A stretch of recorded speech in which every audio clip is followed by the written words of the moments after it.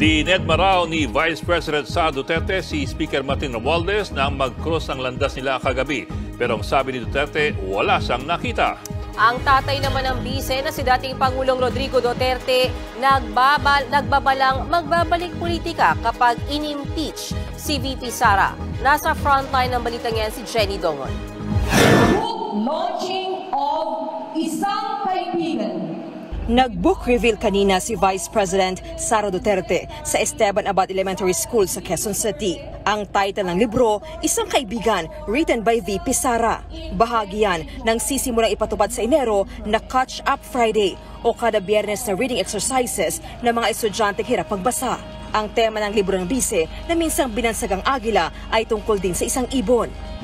Merong isang ibon at marami siyang kaibigan. Merong nangyaring unos sa buhay niya at nawala lahat ng mga kaibigan niya.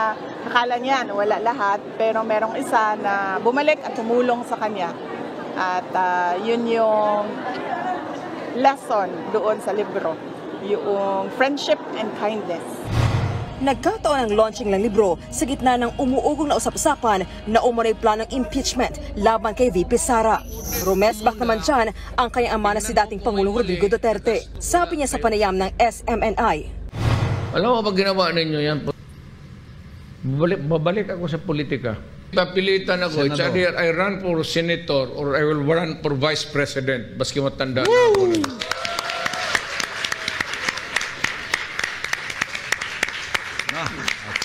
Kung si Inday ang mga presidente, okay lang. When I begin to talk, election na pa, just around the corner, talagang magkababoyan tayo. I do not lose anything. I'm retired. Si VP Sara naman, suportado raw ang kahit anong magiging hakbang ng kanyang tatay. Kung ano man yung desisyon ni Pangulong Duterte ay buo ang suporta ng pamilya sa kanya. Just like kung ano man yung mga desisyon namin ng mga anak regarding sa politika, buo din yung suporta ng pamilya sa amin. Ganun din ang suporta namin sa desisyon ni Pangulong Duterte. Kung tutuusin, tila natudukan na ang issue ng planong impeachment laban sa bise. Lalo't mismong si Pangulong Bongbong Marcos ang nagsabing hindi deserve ni VP Sara ang ma-impeach. Kahit nga si House Speaker Martin Romualdez nauna ng giniit na wala siya nalalamang paggalaw sa Kamara tungkol sa umanay pagpapatalsik sa bise. Sa kabila niyan, hindi umano nagpansinan sina Romualdez at VP Sara nang mag-cruise ang kanilang landas sa arrival ceremony kagabi ni PBBM. Pareho silang maraming kinamayan, pero hindi ang isa't isa. Nang tanungin si VP Sara tungkol dyan, ang sagot niya, hindi ko nakita yung nasa social media, hindi ako makakomment. Na parang sinabi dinetman nyo daw, ma'am. Totoo ba yun, ma'am?